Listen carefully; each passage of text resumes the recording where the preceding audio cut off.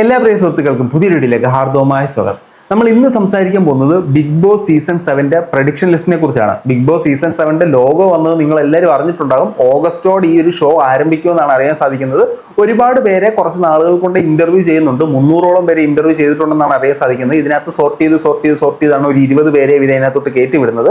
അപ്പം നമ്മൾ ഈ എടുത്തിട്ടുള്ള ലിസ്റ്റിനകത്ത് ഫസ്റ്റ് ലെവൽ ഇന്റർവ്യൂ കഴിഞ്ഞ ആളുകളുണ്ട്, വരാൻ സാധ്യതയുള്ള ആളുകളുണ്ട്, നെഗറ്റീവ് ഫെയിം കൊണ്ട് ഇവർക്ക് പോസിബിലിറ്റി ഉണ്ട് എന്നുള്ള ആളുകളുണ്ട്.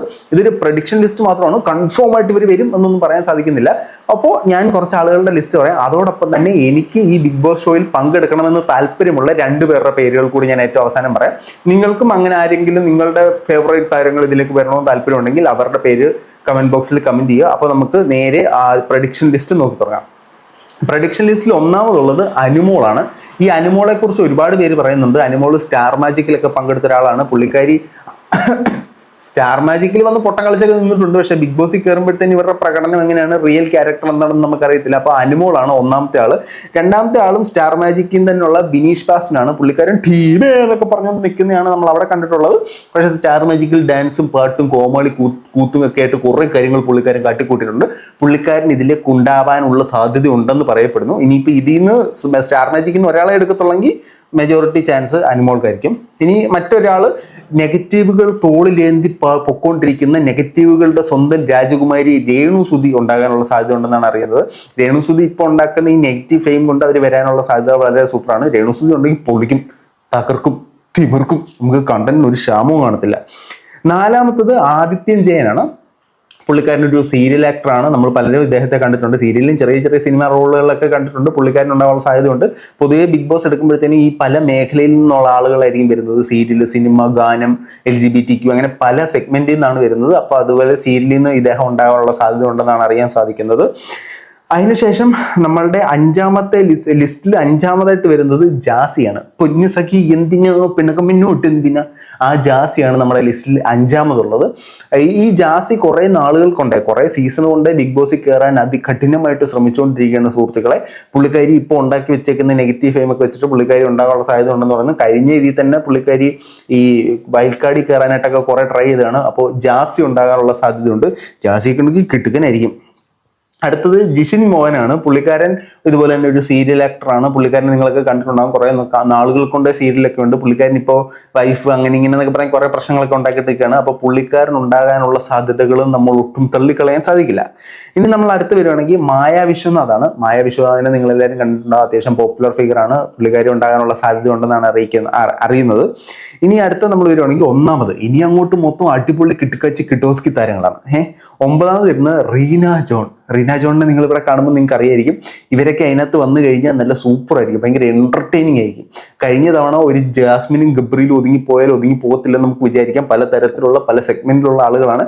കഴിഞ്ഞ തവണ ബിഗ് ബോസിന് പറ്റിയ കുറ്റങ്ങളെല്ലാം മാറ്റിയിട്ടാണ് ഇത്തവണ ചെയ്യുന്നത്. ജാസ്മിനും ഗബ്രി മോശമാണെന്നല്ലോട്ടോ പറഞ്ഞേ. അപ്പോൾ റീന ജോൺ ഉണ്ടാകാനുള്ള സാധ്യതയുണ്ട്. അതിനുശേഷം അടുത്തതാണ് റോഹൻ ഹോന. ഈ റോഹൻ കുറേ നാളുകൾ കൊണ്ട് റോഹൻ ഉണ്ട് എന്ന് ഫസ്റ്റ് പ്രഡിക്ഷൻ ലിസ്റ്റ് മുതലേ പലരും പറയപ്പെടുന്നുണ്ട് റോഹൻ ഇതിനകത്തുണ്ടെന്ന്.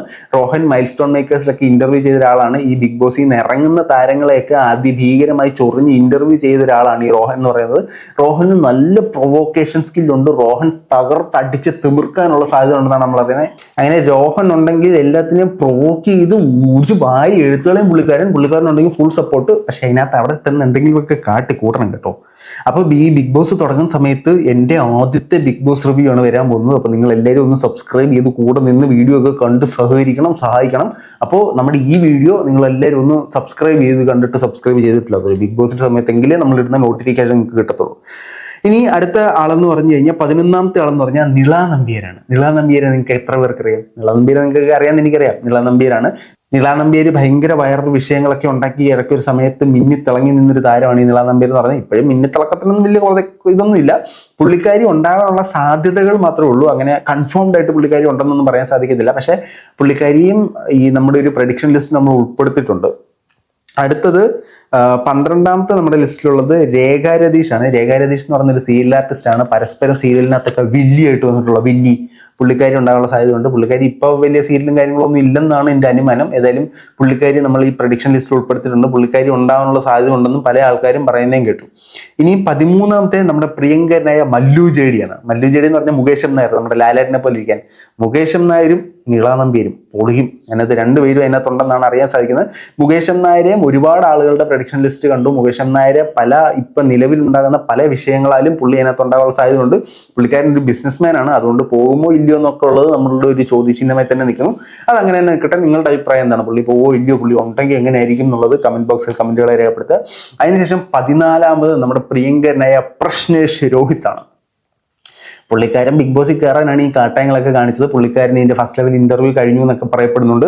അപ്പോൾ നമ്മുടെ പ്രിയങ്കരനായ പ്രശ്നേഷ് രോഹിത് ഇതിന്റെ നമ്മുടെ പ്രഡിക്ഷൻ ലിസ്റ്റിൽ നമ്മൾ ഉൾപ്പെടുത്തിയിട്ടുണ്ട്.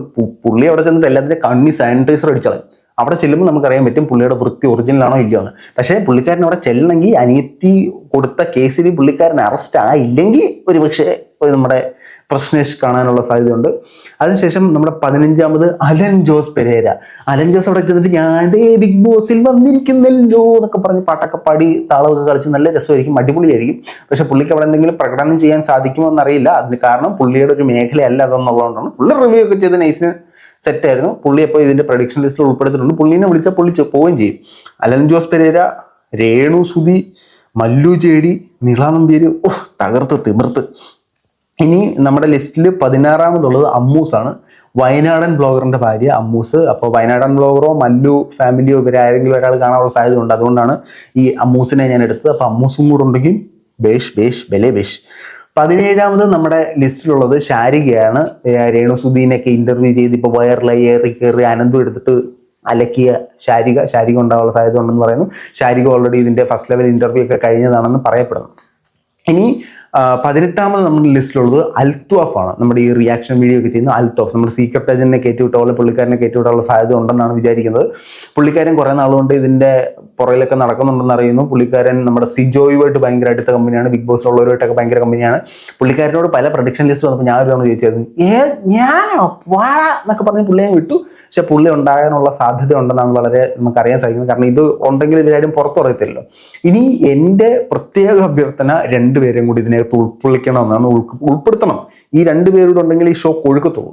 ഈ രണ്ടുപേരിൽ ഒന്നാമത്തെ ആളെന്ന് പറയുന്നത് നമ്മുടെ വിശ്വ മ്യൂസിക് ആണ്. നമ്മുടെ റാപ്പർ വിശ്വ. പുള്ളിക്കാരൻ അതിനകത്തുണ്ടെങ്കിൽ അടിപൊളി കിട്ടോസ്ക്ക് തകർത്ത് വാരിക്കളയും. അപ്പോൾ വിശ്വ ഉണ്ടെങ്കിൽ അടിപൊളിയായിരുന്നു. പിന്നെ അടുത്തത് നമ്മളുടെ പ്രിയങ്കരിയായ വെളുത്തിട്ട് പാറുന്ന ക്രീമുമായിട്ട് വന്ന ഷാജി അതിനകത്ത് ഉണ്ടാവണമെന്ന് ഞാൻ ആഗ്രഹിക്കുന്നു. പുള്ളിക്കാരി അതിനകത്തുണ്ടെങ്കിൽ അടിപൊളിയായിരിക്കും. പുള്ളിക്കാരിക്ക് നല്ല ഫെയിം കിട്ടും. പുള്ളിക്കാരി തകർത്ത് വാരി കപ്പും കൊണ്ടുവരും. എന്താണ് നിങ്ങളുടെ അഭിപ്രായം? ഈ പ്രഡിക്ഷൻ ലിസ്റ്റിൽ ആരെങ്കിലും ഒക്കെ ഉണ്ടാകാനുള്ള സാധ്യത ഉണ്ടോ? ഇതിൽ ആർക്കെങ്കിലും കപ്പടിക്കാനുള്ള സാധ്യത ഉണ്ടോ? നിങ്ങൾക്ക് ഞാൻ പറഞ്ഞതല്ലാതെ ആരെങ്കിലും അതിനകത്ത് കാണണമെന്ന് ആഗ്രഹമുണ്ടോ? അല്ലെങ്കിൽ ഇന്നാൾ വരാനുള്ള സാധ്യത ഉണ്ടോ നിങ്ങൾക്ക് തോന്നുന്നുണ്ടോ എന്നുള്ളത് കമന്റ് ബോക്സിൽ കമന്റുകളെ രേഖപ്പെടുത്താം. ബിഗ് ബോസ് വരുന്ന സമയത്ത് ഞാൻ വീഡിയോ ഇടും. ഫസ്റ്റ് ടൈമാണ് ബിഗ് ബോസിന്റെ സമയത്ത് ഞാൻ ഈ മേഖലയിൽ നിൽക്കുന്നത്. സോ നിങ്ങൾ സപ്പോർട്ട് ചെയ്യുക. വീഡിയോസ് കാണാനായിട്ട് നിങ്ങൾ ഇപ്പോഴേ നമ്മളൊന്ന് സബ്സ്ക്രൈബ് ചെയ്ത് വെക്കുക. ഓക്കെ, അപ്പോൾ കൂടുതൽ നമ്മൾ പറഞ്ഞ് കുളവാക്കുന്നില്ല. ബിഗ് ബോസിന്റെ സമയത്താണ്. ബൈ.